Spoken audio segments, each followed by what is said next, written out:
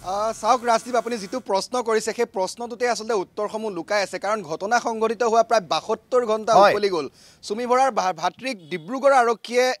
Arrest কৰা প্ৰায় ৭২ ঘণ্টা হৈ গৈছে। যিটো সময়ত তেওঁ ভাতৃক আটক কৰি জেৰা কৰি থকা হৈছিলে, সেই সময়ছোৱাতেই কিন্তু চুমি বৰাৰ ভাতৃয়ে চুমি বৰাৰ সন্দৰ্ভত বহু বিস্ফোৰক তথ্য ডিব্ৰুগড় আৰক্ষীক দিছিলে। আৰু ডিব্ৰুগড় আৰক্ষীয়ে সেই সময়ছোৱাতেই মহানগৰ আৰক্ষীৰ সৈতে যোগাযোগ কৰিছিলে।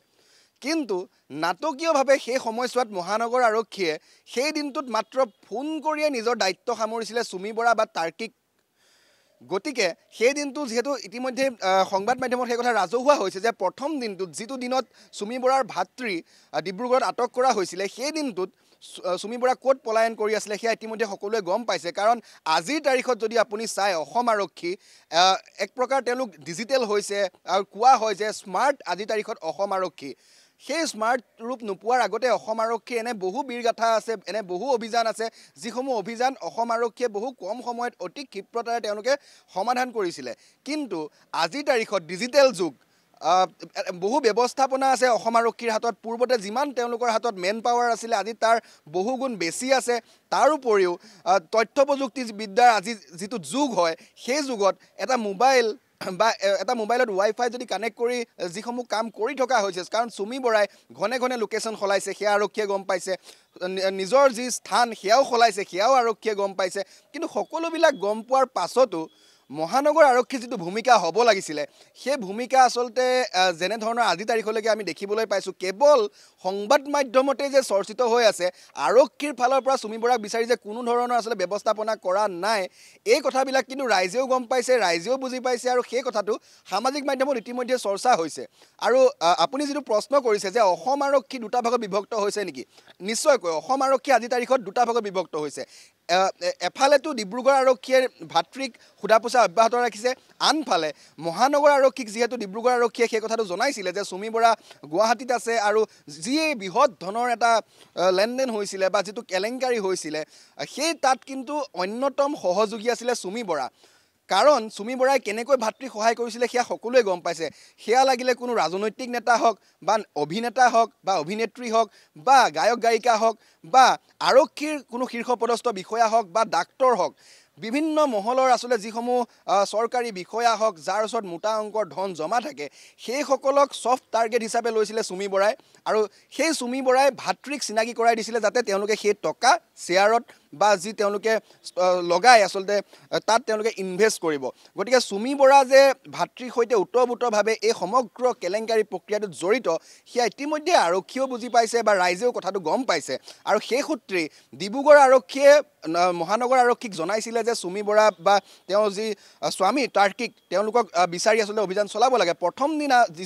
যিটো দিনত জনপ্ৰিয় গায়িকা দিক্ষুৰ ঘৰত আচলতে আত্মগোপন কৰি আছিলে, সেই সময়ছোৱাত বশিষ্ঠ আৰক্ষীয়ে তেওঁক বাৰম্বাৰ ফোন কৰিছিলে বুলি ইতিমধ্যে সেই কথা দিক্ষুৱেও সংবাদ মাধ্যমৰ আগত সদৰি কৈছে। কিন্তু তাৰ পাছত কি হ'ল, দিক্ষুৰ ঘৰৰ পৰা ওলাই যোৱাৰ পিছতে কোনে আচলতে দিক্ষুৰ ঘৰৰ পৰা লৈ গৈছিলে সেই কথাও ৰাজহুৱা হৈছে। দিক্ষুৰ ঘৰৰ পৰা ওলাই গৈ তেওঁ কোনগৰাকী অসমৰ প্ৰভাৱ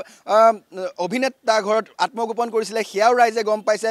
তাৰ পাছত তেওঁ কোনকেইগৰাকী কোৰিঅ'গ্ৰাফাৰ ঘৰত আত্মগোপন কৰিছিলে সেই সকলোবিলাক তথ্য কিন্তু সংবাদ মাধ্যমেও জানে, আৰক্ষীয়েও জানে। কিন্তু জনাৰ পাছতো কিয় আজি তাৰিখলৈকে চুমি বৰাক গুৱাহাটী আৰক্ষীয়ে অৰ্থাৎ মহানগৰ স্মাৰ্ট আৰক্ষীয়ে আটক বা গ্ৰেপ্তাৰ কৰিবলৈ সক্ষম নহ'ল, সেয়া কিন্তু এই মুহূৰ্তত ডাঙৰ প্ৰশ্ন। চৰ্চা চলিছে এই মুহূৰ্তত বা সংবাদ মাধ্যমলৈ যিমানখিনি খবৰ আহিছে, অসম আৰক্ষীৰ মাজতে দুটা ভাগত বিভক্ত হৈছে। এটা অসম আৰক্ষীৰ এটা ভাগে চুমি বৰাক বিচাৰিছে, কিন্তু ওপৰে ওপৰে বিচাৰিছে। কাৰণ যিটো দ্বিতীয়টো ভাগ অৰ্থাৎ দুটা ভাগত যিহেতু অসম আৰক্ষী বিভক্ত হৈছে, দ্বিতীয়টো লবিয়ে অৰ্থাৎ ভাগে কিন্তু চুমি বৰাক যৎপৰোনাস্তি চেষ্টা কৰিছে যে কেনেকৈ আচলতে তেওঁক পলুৱাব পাৰি, কেনেকৈ তেওঁক এই সমগ্ৰ বিষয়টোৰ পৰা আঁতৰত ৰাখিব পাৰি। কাৰণ যদি চুমি বৰাক কেনেবাকৈ আটক বা গ্ৰেপ্তাৰ হয়, তেনেহ'লে মুখাৰ আঁৰৰ মুখবিলাক যে বাহিৰলৈ আহিব, কোন কোন আৰক্ষী শীৰ্ষ বিষয়াই কিমান টকা ইনভেষ্ট কৰিছে, ক'ত তেওঁলোকে কেনেকৈ বিনিয়োগ কৰিছে। বিনিয়োগ কৰাটো বেয়া কথা নহয়, টকা ঘটাটো আচলতে বেয়া কথা নহয় কিন্তু যিটো পথ তেওঁলোকে লৈছিলে বিনিয়োগৰ নামত বা ট্ৰেডিঙৰ নামত সেয়া যে নীতি বহিৰ্ভূত আছিলে সেই কথা ইতিমধ্যে স্পষ্ট হৈছে গতিকে এনেসমূহ শ্বেয়াৰত বা এনেসমূহ ষ্টকত আচলতে ট্ৰেডিঙত কোন কোন আৰক্ষী জড়িত আছিলে বা কোন কোন শীৰ্ষ পৰ্যায়ৰ ৰাজনৈতিক নেতা জড়িত আছিলে সেইটো হৈছে এই মুহূৰ্তত ডাঙৰ প্ৰশ্ন আৰু সেইসকলৰ হেঁচাত বা সেইসকলৰ এটা লবিত যে দ্বিতীয়টো পক্ষ যিটো পক্ষই চুমি বৰাক বিচাৰি নাটকীয়ভাৱে এখন অভিযান চলাই আছে দিছপুৰ আৰক্ষীয়ে অভিযান চলাই আছে চুমি বৰাক বিচাৰি কিন্তু সেই অভিযান আচলতে যে নাটকীয় সেয়া সকলোৱে আচলতে গম পাইছে নুনমাটি আৰক্ষীয়ে এখন কেৱল গাড়ী জব্দ কৰি তেওঁলোকে বীৰত্ব প্ৰকাশ কৰিছে যেন তেওঁলোকে সকলো কৰি দিলে অৰ্থাৎ নুনমাটিতে যে তেওঁ আত্মগোপন কৰি আছিলে প্ৰায় এদিন সেয়া কিন্তু আৰক্ষীয়ে গম পাইছিলে কাৰণ আজিৰ তাৰিখত এটা মোবাইলৰ লাষ্ট লোকেশ্যন ক'ত পোৱা যায় বা এটা মোবাইল লগ ইন ক'ত হৈছে লগ আউট ক'ত হৈছে এই সকলোবিলাক তথ্য জল পটপটকৈ ডিজিটেল যুগত ওলাই পৰে গতিকে ইমানখিনি তথ্য আৰক্ষীৰ হাতত থকাৰ পাছতো ইয়াৰ পৰা তেওঁ মেঘালয়লৈ এতিয়া পলায়ন কৰিছে বুলি আমাক শেহতীয়াকৈ যিখিনি সূত্ৰৰ পৰা আমি খবৰ লাভ কৰিছোঁ গতিকে সেই মেঘালয়ত পলায়ন কৰাৰ সময়ত কোনে সুবিধা কৰি দিছিলে সেয়াও কিন্তু এই মুহূৰ্তত ডাঙৰ প্ৰশ্ন গতিকে এই সকলোবিলাক দিশ এই মুহূৰ্তত চিন্তা চৰ্চা চলি আছে কাৰণ যদি চুমি বৰা কেনেবাকৈ আটক হয় বা এৰেষ্ট হয় সেই